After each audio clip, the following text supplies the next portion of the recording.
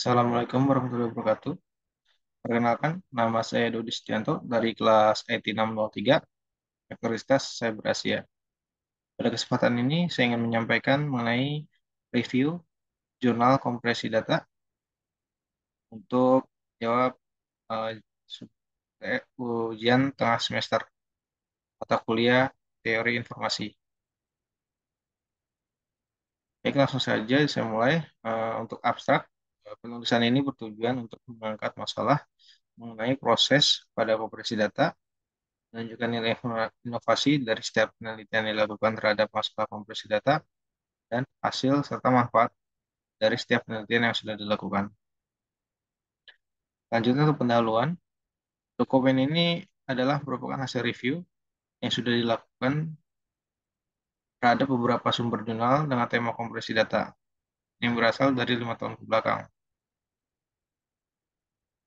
Selanjutnya, kompresi data adalah proses mengurangi ukuran file atau set data dengan menghilangkan redundansi dan memanfaatkan representasi yang lebih efisien. Tujuan utamanya adalah mengurangi jumlah ruang penyimpanan yang diperlukan atau mempercepat transmisi data. Kompresi data dibagi menjadi dua kategori utama, itu kompresi lossless tanpa kehilangan data, yaitu metode ini mengkompres data sedemikian rupa sehingga data asli dapat dipulihkan sepenuhnya tanpa kehilangan informasi. Contoh algoritma kompresi lossless termasuk Huffman coding, Lempel-Sitwell atau LSitW, dan run length encoding atau RLE. Kemudian kompresi lossy, itu dengan kehilangan data.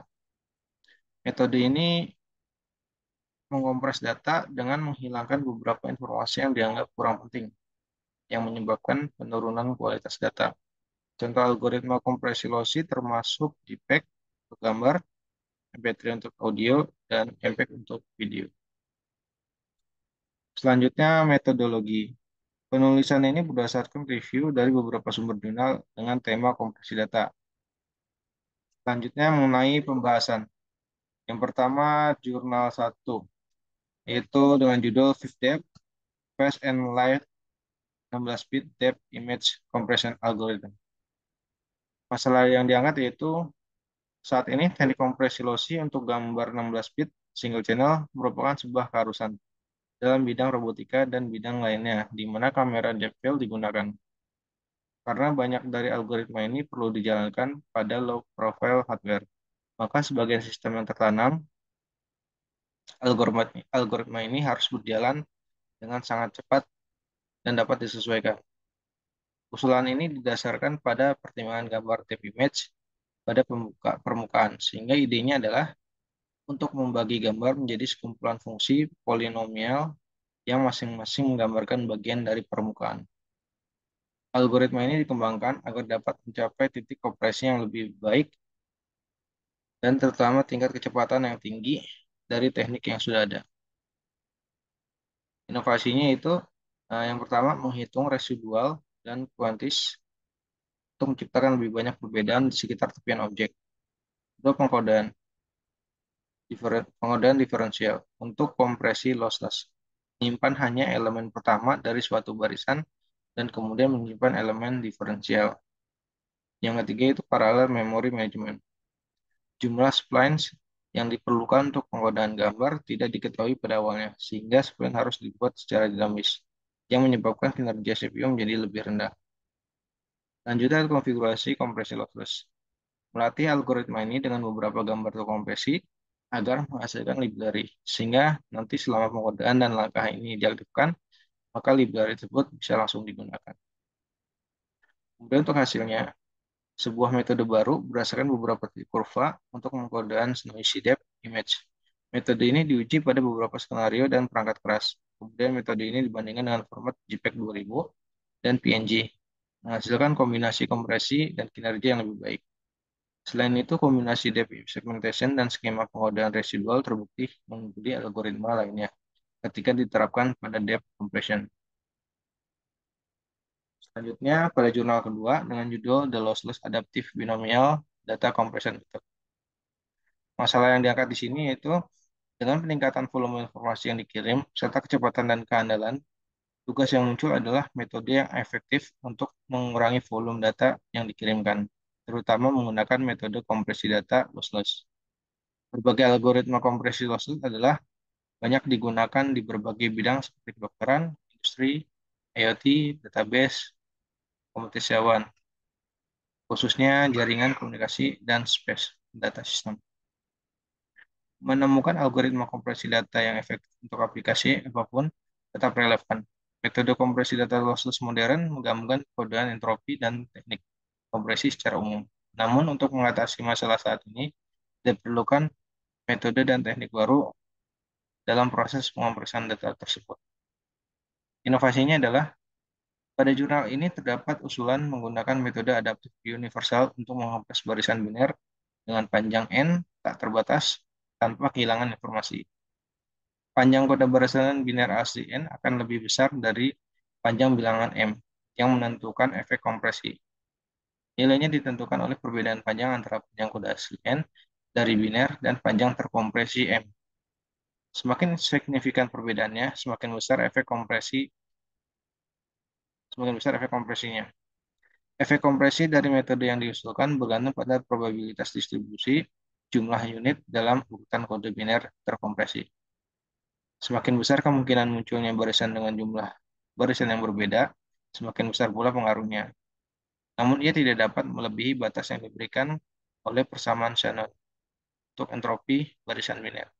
Oleh karena itu, metode ini sebanding dalam hal efisiensi kompresi dengan metode kompresi lossless yang ada. Manfaatnya itu dengan keunikan metode ini, yaitu kemampuan beradaptasinya, memungkinkan efisiensi maksimum dalam kondisi perubahan probabilitas barisan biner yang dihasilkan pada barisan biner yang dihasilkan dapat dipenuhi. Hal ini dapat memberikan peningkatan kinerja dan pada saat yang bersamaan terjadi penurunan rasio kompresi dan juga sebaliknya. Selanjutnya pada jurnal ketiga dengan judul An Efficient JPEG 2000 Based on Multimodal Compression SEM. Masalah yang diangkat pada jurnal ini yaitu representasi data multimedia yang terus berkembang dalam bentuk digital, mengoptimalkan transmisinya melalui jaringan komputer dan fasilitas mobile. Namun, digitalisasi menghadapi masalah serius, meningkatnya kebutuhan kantong penyimpanan yang luas dan bandwidth yang cukup besar. Kompresi yang bertujuan untuk mempresentasikan informasi dalam bentuk ruang yang kompak tampaknya menjadi kunci, tidak hanya untuk mengurangi ruang penyimpanan, tapi juga untuk memastikan transmisi data yang cepat dan efisien.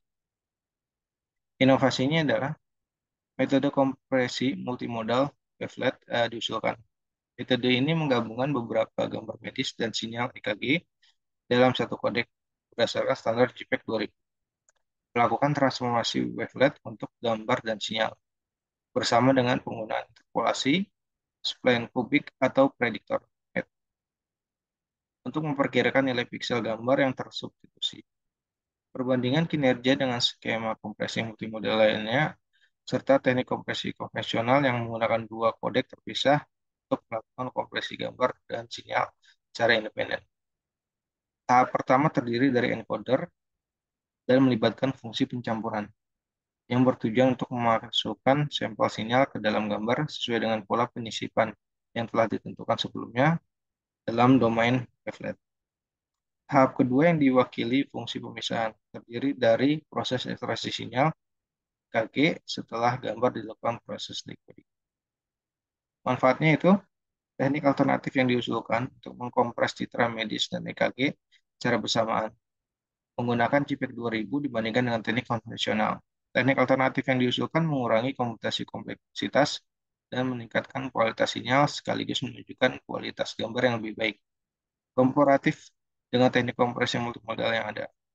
Menggunakan uji evaluasi objek menunjukkan bahwa skema kompresi multimodal memberikan kinerja yang unggul untuk gambar dan sinyal yang direkonstruksi. Demikian review jurnal yang sudah saya buat mengenai kompresi data. Demikian, terima kasih atas perhatiannya. Assalamualaikum warahmatullahi wabarakatuh.